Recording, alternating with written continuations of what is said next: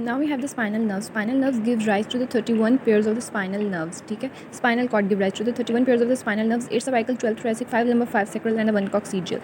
अब ये जो each nerve attached to the spinal cord by two ways, just like we have the spinal cord.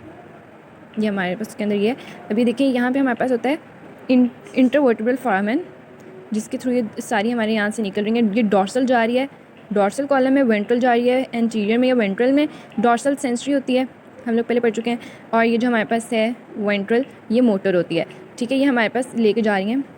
और dorsal में हमारे पास एक गैंगलिया होता है जिसे कहते हैं डॉर्सल रूट गैंगलिया. इसके अंदर से हमारे पास सारी नर्व्स गुजर के जाती हैं. ये हमने पढ़ लिया कि हमारे पास कैसे ये स्पाइनल नर्व्स थी और ये कहाँ से पास करके स्पाइनल कॉर्ड में एंटर होती है. इसमें हमारे पास एक होती है कॉर्डो इक्विना. कॉर्डो इक्विना हमारे पास क्या होती है कि जैसे हम लोगों ने पढ़ा था कि कोनस मेडुलरिस था स्पाइनल कॉर्ड का पोस्टीरियर पे हमारे पास, तो उससे आगे हमारे पास ये स्टार्ट होता था फाइलम टर्मिनल. फाइलम टर्मिनल से और इस इधर से जहाँ ये खत्म होता है ना, इसके आगे से हमारे पास यहाँ से स्पाइनल नर्व्स, बहुत ज़्यादा स्पाइनल नर्व्स का जो बंडल होता है ना, bundle of the spinal nerves जो हमारे पास होती हैं, उनको कहते हैं हमारे पास cauda equina. Below the lower end of the spinal cord, देखो below the lower end of the spinal cord we have the bundle of the spinal nerves is known as a cauda equina. ठीक है, अब हमारे पास क्या होता है intervertebral foramen में हमारे पास क्या क्या चीज़ें हैं. एक तो ये देखो कि beginning of the dorsal and the ventral रेमाई आता है. ठीक है, दूसरा हमारे पास ये गैंग्लिया आ गया. नर्व ट्रंक होते हैं, एंड्स ऑफ नर्व रूट्स होती हैं कि यहाँ पे ख़त्म होकर वो आगे से हमारे पास जो अपना प्रॉपर वर्क है वो परफॉर्म करती हैं. स्पाइनल आर्टरीज में आ जाती है इंटरवर्टिब्रल फोरामेन में. ये हमने स्पाइनल नर्व्स पढ़ लिए. आगे से हम इसकी इंजरीज देखेंगे या वर्टिब्रल कैनाल की. हमारे पास है फ्रोइन्स सिंड्रोम. फ्रोइन्स सिंड्रोम क्या, अगर हमारे पास कोई भी ट्यूमर है तो वो ट्यूमर क्या करेगा, ऑब्स्ट्रक्शन कॉज करवा देते हैं. किस एरिया में, सब एरेक्नाइड स्पेस में. सब एरेक्नाइड स्पेस में हमने पढ़ा था हमारे पास क्या था, CSF होता है. अब ये सब एरेक्नाइड स्पेस में अगर हमारे पास कोई ट्यूमर आ गया, तो ये देखो इधर था, ये ट्यूमर आ गया तो नीचे का क्या हुआ, CSF का प्रेशर ब्लॉक हो गया ना, तो मतलब CSF का प्रेशर कम हो गया. प्रेशर कम हुआ तो वहाँ पर क्या हुआ कि हमारे पास येलोइश डिस्कलरेशन ऑफ CSF होगी below the level of obstruction. Obstruction से नीचे हमारे पास येलोइश डिस्कलरेशन. इसका क्या मतलब है कि हमारे पास वहाँ पे क्या हुआ, high level of the proteins हो गई. येलोइश डिस्कलरेशन से हमें याद आ जाएगा हमारे पास हाई लेवल ऑफ प्रोटीन्स है, हाई लेवल ऑफ प्रोटीन्स है बट सेल कॉन्टेंट हमारे पास नॉर्मली है. ये हमारे पास होता है फ्रोइन्स सिंड्रोम. ठीक है, दूसरा हमारे पास है कॉर्डा इक्विना का सिंड्रोम. यहाँ सिंड्रोम लिखना भूल गई हूँ. ये तब हमारे पास होता है, ये जो नर्व रूट का जो बंडल था ना हमारे पास, जब ये कंप्रेस हो जाता है. ठीक है, जब वो कंप्रेस हो जाएगा तो उसने क्या करना था, नर्व फाइबर्स आगे क्या करती हैं अपना डॉर्सल एंड वेंट्रल, मतलब डॉर्सल अपने सेंसरी सेंसेशंस या तो वेंट्रल अगर मोटर सेंसेशन, तो ये क्या कर देती हैं, occur when the nerve roots of the cauda equina are compressed and disturb कर देती है motor and the sensory functions of the lower extremities. ये बात याद रखनी है कि पैराप्लीजिया मतलब लोअर एक्सट्रीमिटीज़ को करवाता है, उनकी सेंसेशन, उनके फंक्शंस वगैरह लॉस्ट करवाता है, या तो ब्लीडर के. अब इसके साइंस क्या होंगे, हमारे पास वीकनेस और द नमनेस हो जाती है लोअर एक्सट्रीमिटीज़ में. ठीक है, लोअर हमारे पास उसमें लिम में यूरिनरी और बाउल प्रॉब्लम्स हो जाते हैं. सेडल एनेस्थीसिया के लॉस ऑफ सेंसेशंस हो जाती हैं.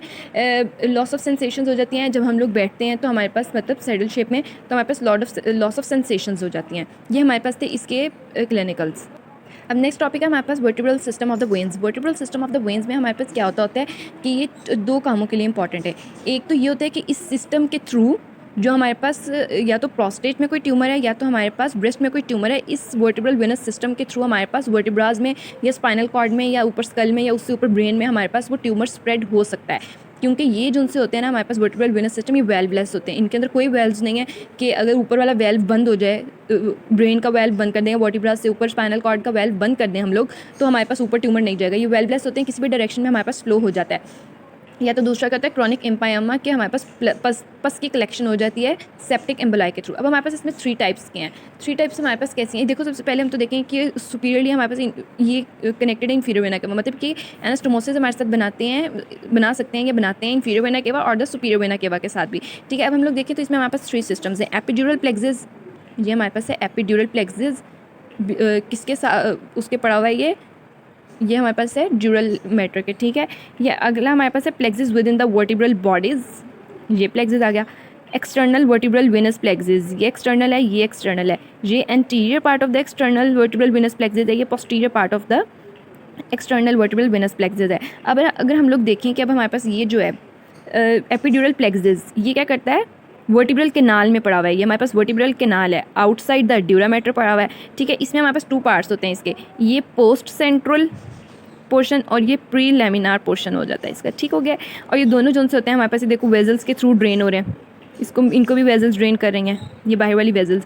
ठीक हो गया. और ये इट्सेल्फ, ये देखो ये खुद तो वर्टिब्रल केनाल में खुद भी वर्टिब्रल कैनाल को ड्रेन कर रही हैं और इनको भी बाहर से सेगमेंटल वेन्स ड्रेन करेंगी, ठीक है। ये हमारे पास था एपिड्यूरल प्लेक्सस। अब हमारे पास है plexus with in the vertebral bodies. ये ड्रेन करता है backward into the epidural space में, ये देखो ये कनेक्शंस है backward into the epidural plexus के साथ, एंड एंटीरो सामने और साइड पे किसको, एक्सटर्नल वर्टिब्रल वेनस प्लेक्सस को ड्रेन कर रहा है। अब हमारे पास एक्सटर्नल प्लेक्सस क्या है कि एंटीरियरली है in the front of the vertebral body, ये वर्टिब्रल बॉडी उसके एंटीरियरली पड़ा हुआ है, and the posterior on the back of the हमारे पास पड़ा हुआ है, ये पोस्टीरियर वाला बैक पड़ा हुआ है, एंटीरियर वाला हमारे पास वर्टिब्रल बॉडी के सामने पड़ा हुआ है, और ये ड्रेन करता है बाय द सेगमेंटल वेन्स के थ्रू, ठीक हो गया।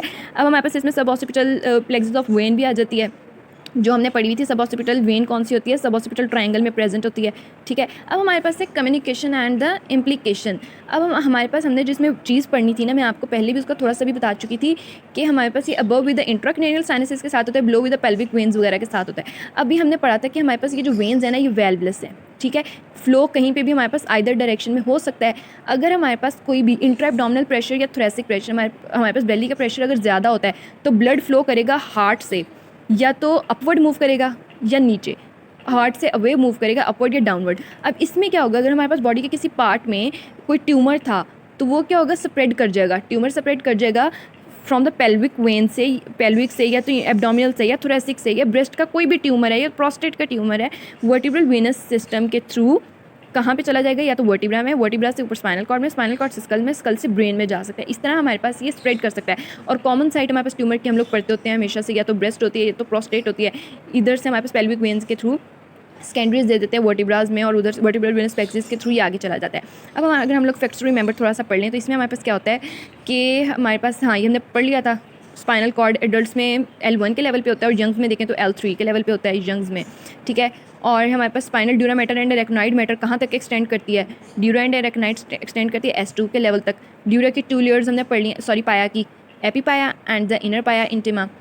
फिर हमारे पास क्या था कि ये डेंटेट प्रोसेस, जिसके 21 प्रोसेसेस होते हैं, ठीक है। ये हमारे पास क्या होता है, ligamenta denticulate, T12 to L1 spinal segment तक होता है, ये हमने पढ़ लिया। ये हमारे पास क्लिनिकल है वही वाला कि प्रोस्टेट और ग्लैंड के होते हैं, किस वे के थ्रू जाते हैं, veins from the prostate and pelvic के थ्रू, ये हमारे पास वेनस प्लेक्सस के थ्रू हमारे पास पास करके तो फोरामेन और वर्टिब्रल कैनाल्स के थ्रू ये आगे हमारे पास चले जाते हैं और लॉन्च कर जाते हैं in the vertebra spinal cord. हमारे पास ये चैप्टर कंप्लीट हो गया।